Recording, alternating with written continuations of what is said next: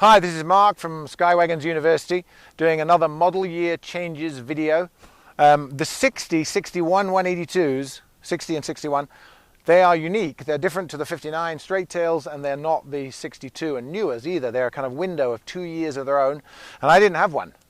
So Jim, hi Jim. Hello, thanks sir. for bringing it in. Happy to do it. Jim had this 60 182. We're going to use it as an example plane of this particular 2 years. So the model year changes will be straight tails, these 2 years, 60, 61, and then another video on all the rest of them. All right, Jim, thanks for bringing it in.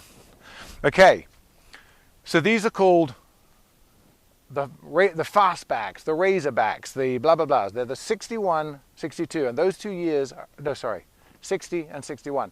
Those 2 years are identical except for one thing. The 60 has screws in its cowling, and the 61 has cam locks. But other than that, those 2 years are the same. Now what these are the Cessna 185 airframe. 3 side windows, no rear window, still got a trimmable tail, and I'll go through the details of it. So it's manual flaps like a Cessna 180 after 63 and all 185s. It's the trimmable tail like those years planes, but it's still the narrow fuselage of the 56 to 59. So people like them because the narrow fuselage and the fastback makes them, for a 182, relatively quick. So some of the details are, it's still a 470 carbureted, 230 horse.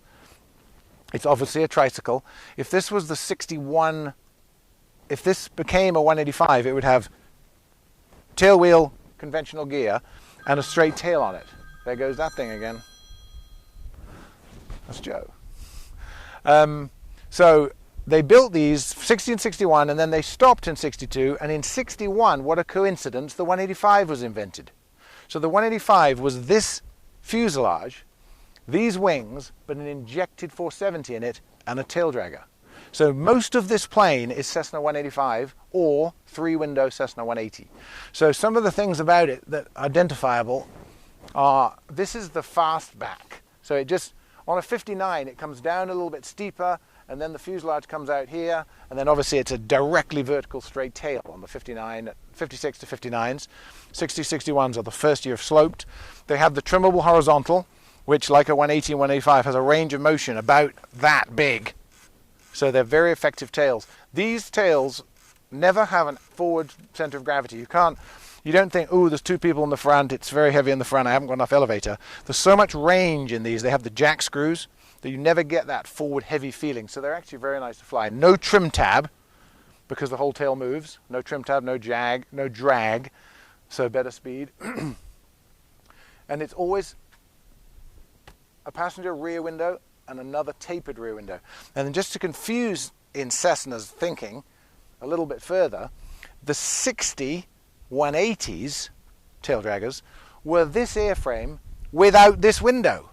So even though they're a 2-window airframe, this window is like this.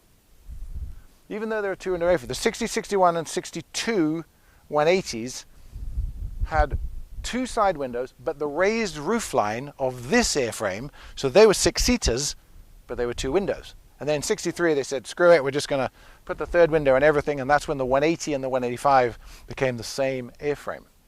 Inside it looks very like an early 185. Similar layout, exactly the same dash and width of fuselage. When they went to the rear window, the Omnivision plane in 1962, those planes are wider. They're 5 inches wider. They have electric flaps. They have the 5-inch wider cabin. They have the rear window. And actually the 62 and 3s have 2 little wraparound side windows with a seam down the middle, which they stopped in just those 2 years. So those are the first year of electric flap planes. But if it doesn't have a rear window and it has manual flaps and a sloped tail, it's a 60.